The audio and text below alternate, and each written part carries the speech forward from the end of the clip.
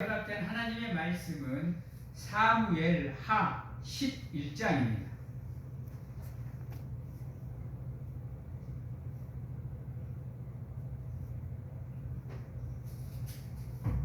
사무엘 하 11장 26절에서 12장 1절에서 15절 말씀까지인데요.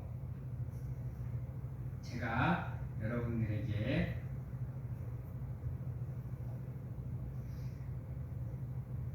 9절에서 15절 말씀까지만 봉독하도록 하겠습니다.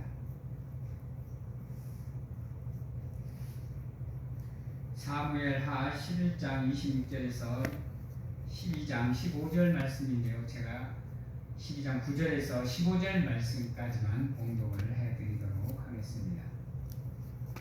그러한데 어찌하여 네가 여호와의 말씀을 업신여기고 나 보기에 악을 행하였느냐? 네가 칼로 햇사람 우리아를 치되 암몬 자손의 칼로 죽이고 그의 아내를 빼앗아 네 아내로 삼았도다. 이제 네가 나를 업신여기고 햇사람 우리아의 아내를 빼앗아 네 아내로 삼았은즉 칼이 네 집에서 영원토록 떠나지 아니하리라 하셨고, 여호와께서 또 이와 같이 이르시기를 보라, 내가 너와 내 집에 재앙을 일으키고 내가 네 눈앞에서 네 아내를 빼앗아 네 이웃들에게 주리니 그 사람들이 네 아내들과 더불어 백주에 동참하리라.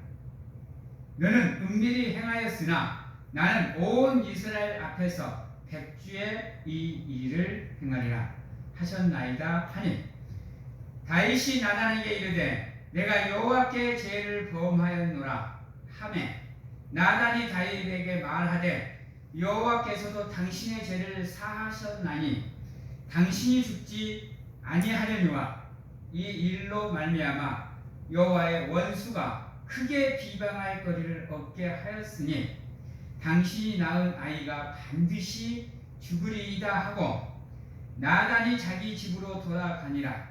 우리아의 아내가 다윗에게 낳은 아이를 여호와께서 치심에 시인이 앓는지라. 아멘.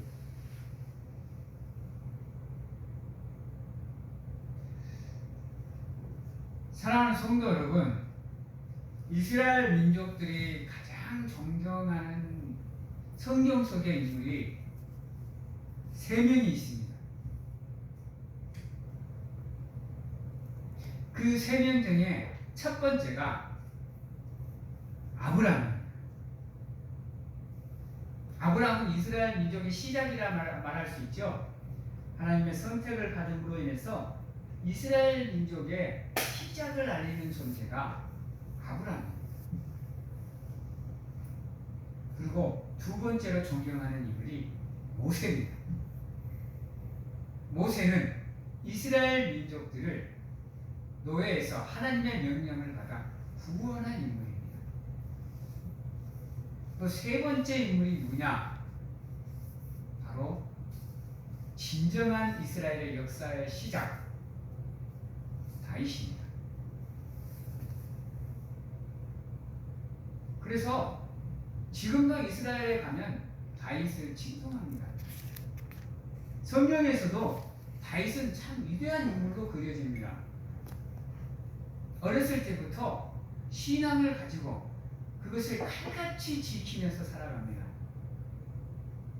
매 순간 하나님을 의지하고 하나님께 기도하고 하나님이 주시는 응답에 따라서 살아가던 사람입니다. 오죽했으면 성경에 몇 안 되는 하나님의 마음을 기쁘게 하는 존재입니다. 하나님이 칭찬한 인물이 성경에 그리 많지 않습니다, 여러분. 아브라함, 모세, 그리고 다윗, 그리고 다윗.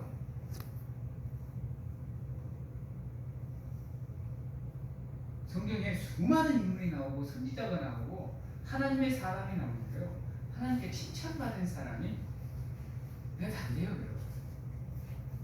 인정을 받은 사람이 몇 안 됩니다. 그 중에 한 사람이 다윗이에요. 그러면 다윗 정도의 하나님께 인정을 받은 사람이면 어떠한 삶을 살아야 할까요? 여러분, 실수가 없어야 될 것 같고 잘못이 없어야 될 것 같고 죄가 없어야 될 것 같지 않습니까? 근데 신기하죠? 아브라함이나 모세나 다윗이나 심지어 욥, 바울 한번 보세요.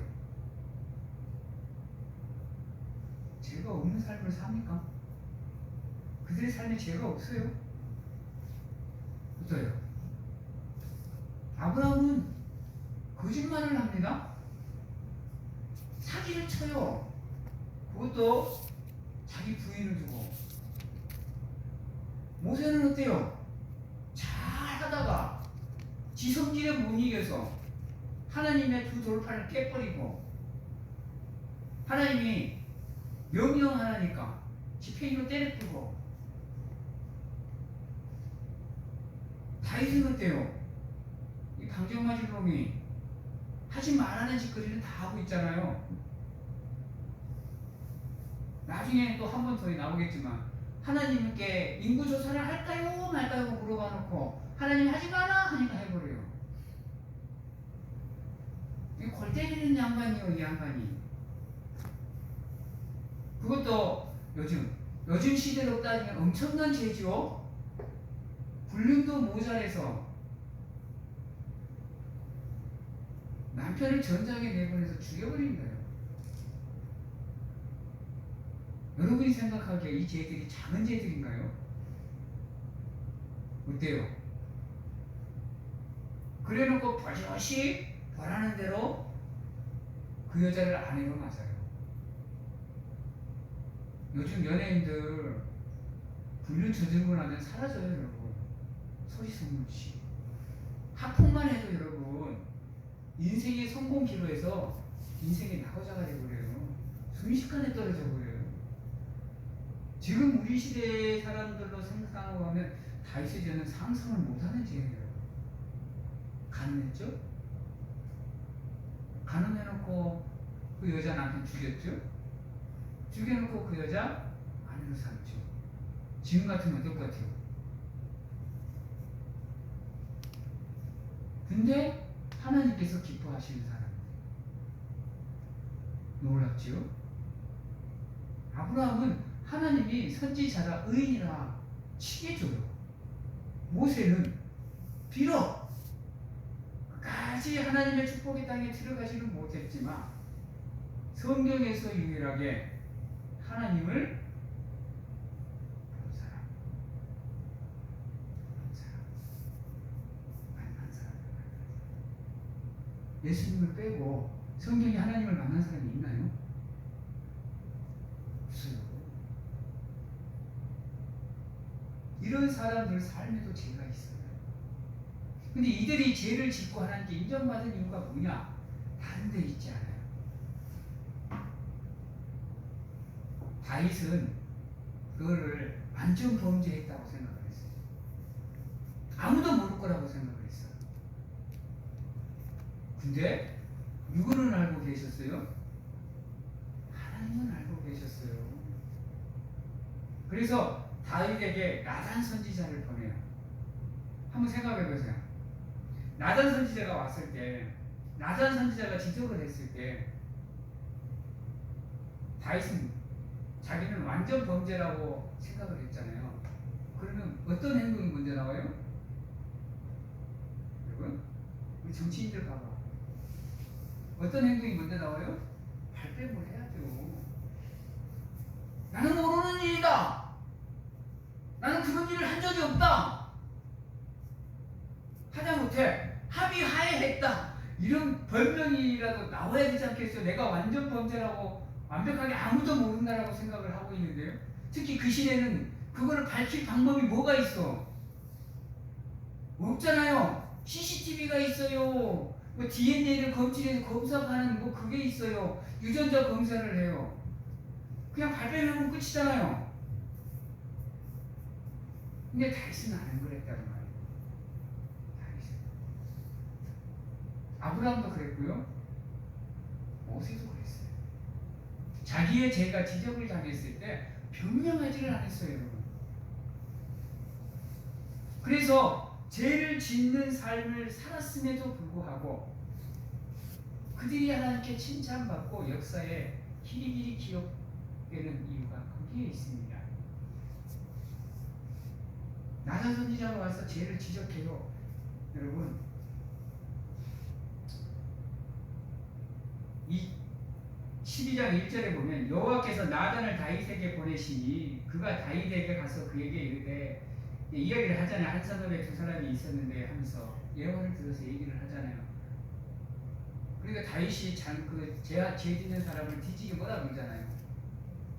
불쌍히 여기지도 않고 자기가 죄 짓는 것도 모르고 그래서 4배를 보상해 줘야 된다 이렇게 얘기를 하잖아요. 여러분,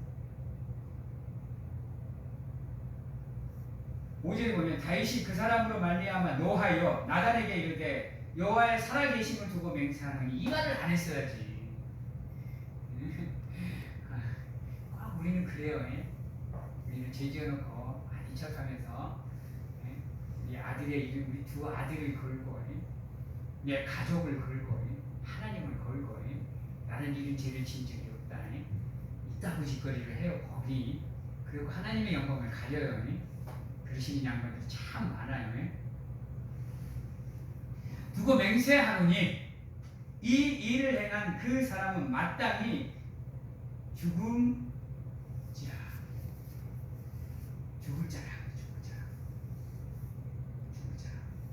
마땅히 죽을 자라.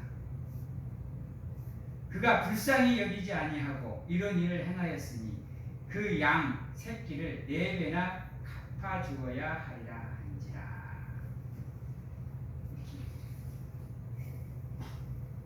양심도 없죠.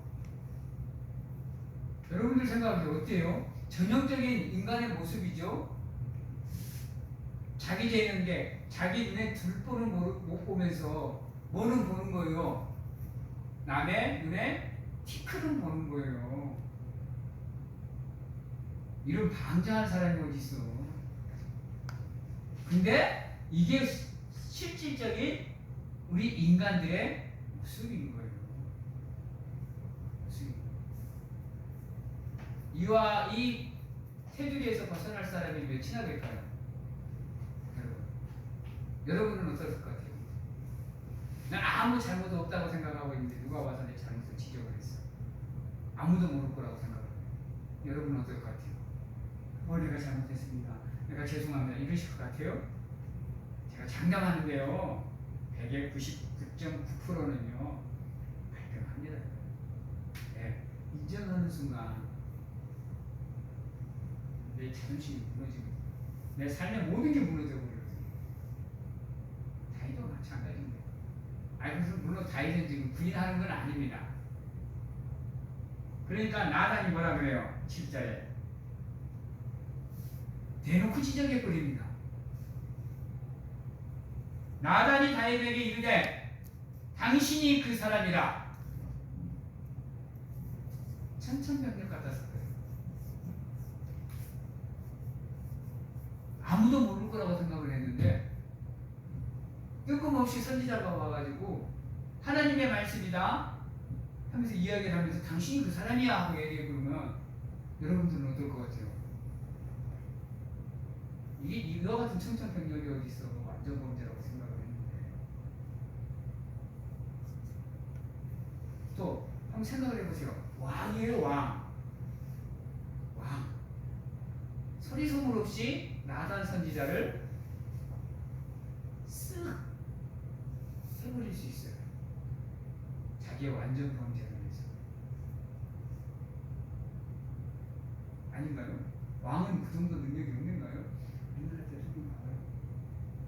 모든 게 면책이고 거부하는.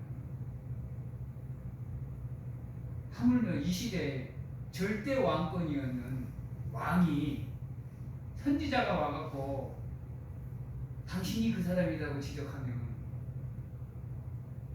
어떨 것 같아요? 근데 다윗이 하나님께 인정을 받는 이유가 그 다음에 나옵니다. 그 다음 절에 7절입니다. 나단이 다윗에게 이르되 당신이 그 사람이라. 이스라엘의 하나님 여호와께서 이와 같이 이르시기를 내가 너를 이스라엘 왕으로 기름 붓기 위하여 너를 사울의 손에서 구원하고 내 주인의 집에 네 주인의 집을 네게 주고 네 주인의 아내들을 네 품에 두고 이스라엘과 유다 족속을 네게 맡겼느니라. 만일 그것이 부족하였을 것 같으면 내가 네게 이것저것을 더 주었으리라. 무슨 말이에요? 하나님 말씀에 내가 이만큼 주었는데도 만족을 못하느냐. 이만큼의 은혜를 너희들에게 주었는데도 너희들은 만족을 모르느냐는 거예요. 왜 내 은혜를 알지 못하느냐는 거예요. 내가 너희를 위해서 직접 인간의 몸을 입고 이 땅에 내려왔노라. 내가 너희 죄를 위해서 내가 고난을 당했노라. 채찍을 맞았노라. 피 흘렸노라. 십자가를 지었노라. 죽었노라. 그런데도 그것으로도 내 사랑이 부족하니라고 하나님께서 지금 물어보고 계시는 겁니다. 일개 목동이었던 다윗입니다. 그를 불러서 능력을 허락하시사 골리앗을 쓰러뜨리게 하시고 싸움에 나갈 때마다 족족 승리하게 만들어주시고 사울 왕 손에서 죽을 고비를 넘겨주시고 사울 왕을 내리고 다윗을 왕으로 세워주시고 사울 왕이 소유했던 모든 것을 다윗이 소유하게 만들어줬습니다. 근데 그게 부족하냐? 만약에 그게 네에게 부족하다고 생각되었으면 내가 이것저것을 더하여 주었으리라. 왜 만족하지 못하였느냐라고 얘기하고 있는 겁니다. 바울이 고백을 합니다. 바울이 나는 오직 예수 그리스도로만 만족한다. 너희가 하나님으로만 자족하는 삶을 살라. 인간이 죄를 짓는 이유가 거기 있습니다. 나도 마찬가지입니다. 인간이에요. 그러다 보니까 하나님의 피조물인 아름다운 여자를 보니 감탄할 수밖에 없고 그 이상의 선을 넘어갈 수밖에 없다라는 겁니다. 그리고 자기의 죄를 감추기 위한 행동을 할 수밖에 없다라는 거예요. 이게 인간이에요. 그래서 인간은요 불완전한 존재다 보니까 욕심에 의해서 탐욕에 의해서 죄를 지을 수 있어요. 문제는 뭐다? 그 죄가 죄로 인식이 되셔야 된다는 거예요. 하나님이 지금 그걸 지적하는 거예요. 네가 내 이름을 욕되게 하였구나. 다윗이 그 엄청난 죄를 지었음에도 불구하고 그것을 죄로 여기지 않았다라는 겁니다. 그래서 하나님께서 내가 나의 원수들에게 비방받을 거리를 제공했다라고 얘기를 해요.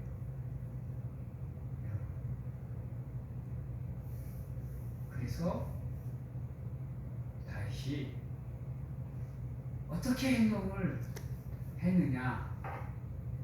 부인했느냐? 변명했느냐? 아니요. 이래서 다윗이 하나님께 그 엄청난 죄를 짓고도 하나님의 마음을 기쁘게 한 자라는 칭찬을 받습니다. 다윗이 뭐라고 얘기하느냐면요.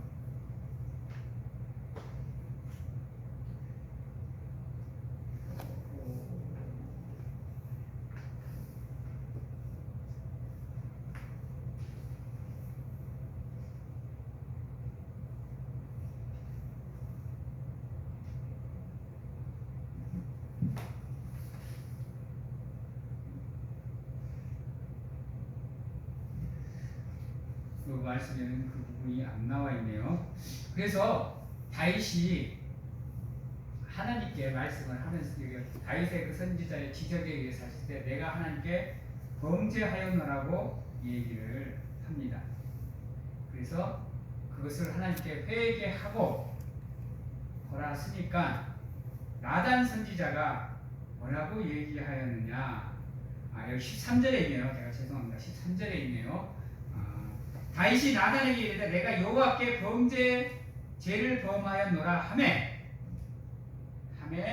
나단이 다윗에게 말하되 여호와께서도 당신의 죄를 사하셨나니 당신이 죽지 아니하려니와 라고 얘기합니다. 다윗이 나단 선지자가 지적을 하니까 다른 말을 안 해요. 그리고 바로 내가 여호와께 범죄하였으므로 라고 얘기합니다. 여기서 중요한 게 뭐냐? 내가 범죄하였으므로가 아니고 내가 누구에게 범죄하였으므로? 하나님께 범죄하였으므로. 이게 회개입니다.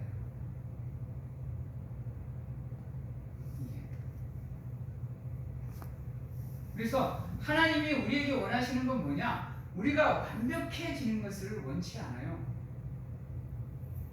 왜? 그렇게 될 수 없는 존재가 우리인 걸 아시니까. 그러니까 죄를 지어도 바로바로 질책을 하지 않는 이유가 뭐냐? 불완전한 존재에서 죄를 지을 수밖에 없는 존재임을 아시니까 그때 안 치시고 오래 참고 기다려주시는 이유가 뭐냐? 죄를 짓고 잘못을 했어도 그것을 죄로 인식하고 하나님께 회개하고 돌아오기를 원하시기에 길이 인내하시면서 오래 참고 기다려주시는 겁니다. 하나님이 우리에게 원하시는 게 그거예요.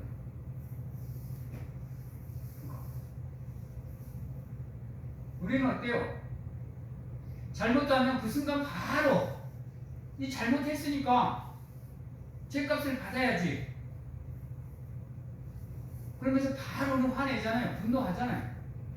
짜증 내시잖아요. 뭐라 하고 정죄하고 하시잖아요. 근데 하나님은 그렇지 않더라고요. 아마 속된 말로 하나님이 범죄할 때마다 내리치면 이 땅에 온전한 사람 단 하나 사람 없어요, 여러분. 왜요? 하나님의 법은요, 이 구약시대 하나님의 법은 눈에는 눈, 이에는 이였습니다. 다윗이 한 짓은 자기 생명을 내어놔야 되는 짓이에요. 근데 우리 하나님은 그렇지 않다. 이게 우리를 향한 하나님의 사랑이에요, 여러분. 이게 우리를 향한 하나님의 은혜입니다. 자비고 긍휼입니다. 오래 참아주시는 거, 이게 하나님의 은혜인 거예요. 하루하루 치면 지금 이 자리에 앉아 계실 사람이 없어요. 저 또한 마찬가지. 이 단에 서서 설교를 할 수가 없어요. 그래서 하나님이 우리를 의인이라 칭한 게 우리가 의인이라 칭하는 게 아니라 우리가 죄인 되었을 때 당신의 생명을 내어주셔서 우리를 사랑해 주신 것. 이게 은혜라는 겁니다. 근데요, 중요한 게 뭐냐? 회개도 중요합니다. 그러나 또 우리가 중히 여겨야 되는 게 뭐냐면 우리의 죄값은 반드시 하나님께서 받으신다는 겁니다. 안 그러면 우리가 그냥 회개하고 모든 것이 끝나버리면 안타깝게도 우리 인간은 그것을 악용합니다. 너 해놓고 하나님께 회개하면 끝이지 뭐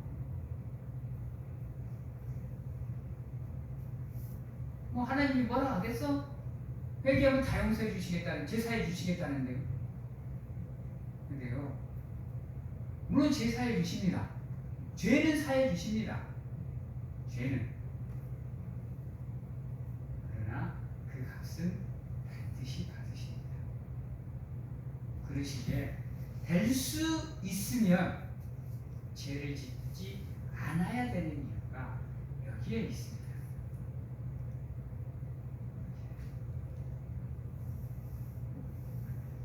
14절에 이렇게 얘기합니다. 13절에서 그랬죠. 여호와께서도 당신의 죄를 사하셨나니 당신이 죽지 아니하려니와. 14절 이 일로 말미암아 여호와의 원수가 크게 비방할 거리를 얻게 하였으니 하나님의 이름에 먹칠을 하셨으니 하나님의 영광을 가렸으니 당신이 낳은 아이가 반드시 죽으리이다 라고 합니다. 이 아이는 뭐예요? 뭐를 상징하는 거예요? 죄의 결과를 상징하는 겁니다. 그래서요 여러분 그거 아셔야 돼요. 우리가 다른 사람한테 죄를 지었잖아요. 그래서 우리가 기도 회개하면서 하나님께 기도했잖아요. 그걸로 끝나시면 안 돼요. 회개했다고 그걸 끝내버리면 안 돼요. 하나님은 원하시는 게 뭐냐?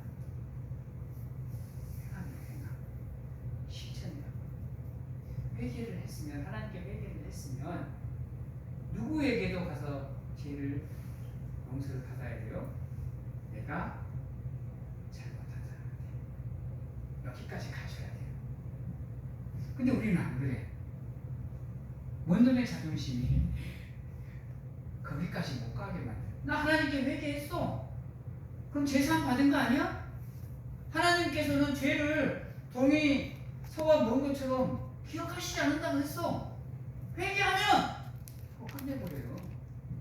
그러면 내 상대방은 여러분 나 상대방은 그것을 두고요 끊임없이 나를 저주해요. 나를 싫어하게 되고 나를 미워하게 된다니까요. 그러면 회개가 아닌 거예요. 여러분 이거 기억하셔야 돼요. 진정한 회개는 하나님께도 사함을 받아야 되지만 내가 잘못한 사람에게도 뭐 해야 되는 거예요? 용서를 받아야 되는 거예요. 그래야 완벽하게 제가 살게 되는 거예요. 우리 여러분 영화 미랑이라는 영화 아시죠? 미랑이라는 영화. 거기에서 전도연이 교회 장로하고의 관계에서 교회 장로는 그 자식을 죽이잖아요. 전도연의 자식을. 그 사람이 감옥에 가잖아요. 근데 전도연이 면회를 가잖아요. 근데 그 제 사람이 살인자가 뭐라고 그러는지 나 하나님께 회개하고 사함 받았다. 그럼 끝났잖아요. 근데 전도연이 왜 내가 용서한 게 없는데 네가 용서를 받느냐 하면서 기독교를 공격해버리잖아요. 하나님의 이름이 먹칠이 되어버리잖아요. 기억하셔야 돼요. 여러분. 진정한 회개는 하나님께도 회개를 해야 되지만 내가 잘못한 상대방에게도 용서를 구해서 회개를 받으셔야 돼요. 그래서 세상법이 개판인 거예요.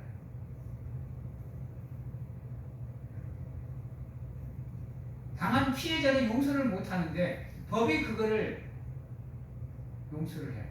피해자들이 뭐라고 해요? 나는 용서를 안 하는데 당신이 뭔 능력이 있어서 뭔 힘이 있어서 용서를 하는 거 법정에서 바짝바짝 뛰잖아요. 여러분. 이게 진정한 회개입니다. 여러분. 그래서 여러분 하나님께서는요 죄의 결과는 반드시 값으로 치우십니다.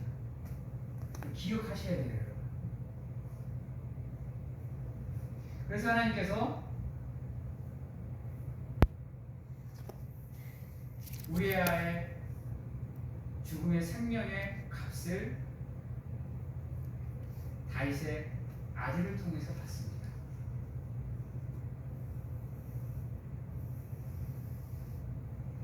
그래서 15절에 보면 나단이 자기 집으로 돌아가니라 우리아의 아내가 다윗에게 낳은 아이를 여호와께서 치심에 심히 알는지라.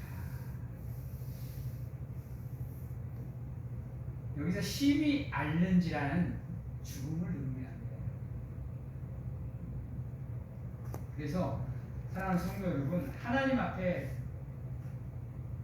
잘못을 하거나 실수를 해서 회개하고 하는 것도 중요하지만 특히 죄를 하나님께 회개를 하실 때는 반드시 그와 같은 과정을 걸치셔야 온전한 회개가 이루어집니다.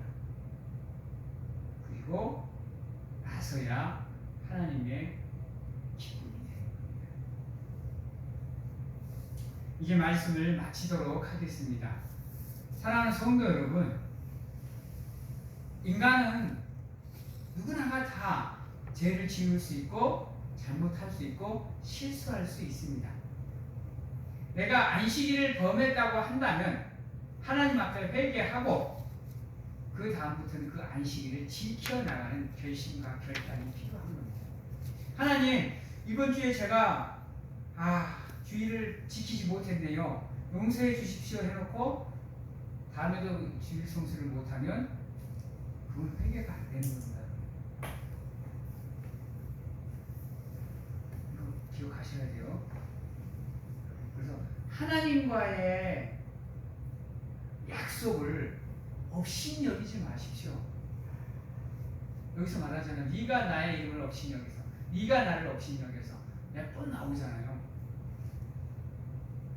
하나님과의 이 약속, 이 언약을 시히 여기지 마십시오. 그것을 중히 여기시는 가운데 반드시 지키시기 위해서 노력을 하셔야 돼요. 그래서 여러분, 서원은 쉽게 하는 게 아니에요. 정말로 내가 할 수 있을 때 하는 거예요. 그러니까 솔로몬이 축복을 받잖아요. 1000번째를 서원하고 1000번째를 드리니까. 하나님께 1000번째를 약속해놓고 듬성듬성 해버리면 하나님께서 좋아하시겠어요? 여러분, 회개는 죄를 지은 것도 회개를 해야 되지만 그 결과도 하나님께 사람들을 통해서나 하나님을 통해서 용서함을 받으셔야 합니다. 그래야 회개가 온전해지는 거고, 그래야 우리가 비로소 온전한 믿음으로 나아갈 수 있는 길이 열리는 거예요. 사랑하는 성도 여러분, 여러분들의 삶이 비록 힘들고 어렵고 죄 가운데 있을지라도 여러분이 회개하고 고백하면 반드시 하나님께서 여러분들의 삶을 용서해 주십니다. 그러나 여러분들의 잘못 또한 상대방을 위해서 용서를 구하시고 온전한 사함을 받으실 수 있는 하나님의 백성들이 다 되시기를 주님의 이름으로 축원합니다. 기도하겠습니다. 사랑의 하나님, 감사합니다. 하나님께서 함께해 주시고 도와주셔서 우리 사랑하는 성도님들의 삶이 비록 힘들고 어렵고 어둠 가운데 있을지라도 빛으로 나오게 하시고 하나님의 기이한 빛으로 들어가는 은혜가 함께 할 수 있도록 도와주시옵소서.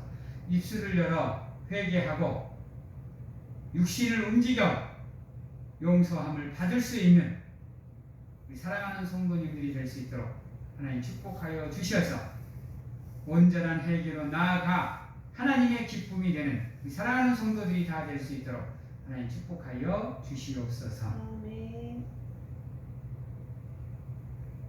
지금은 우리를 죄에서 구원하시기 위해 이 땅에 오신 예수 그리스도의 은혜와 세상 끝날까지 항상 우리와 함께 하시는 가운데 안아주시고 품어주시는 하나님 아버지의 사랑하심과 세상 어느 곳에 가서 무엇을 하든지 간에 우리를 지키시고 보호하시는 성령님의 교통하심이 오늘 이 자리에서 온전한 회개로 하나님께 나아가 하나님께 영광을 돌리고자 확신하고 결단하는 귀한 하나님의 성도님들 머리 위에와 가정과 직장, 자녀와 건강 위에 지금부터 영원토록 함께 하시기를 축원하옵나이다.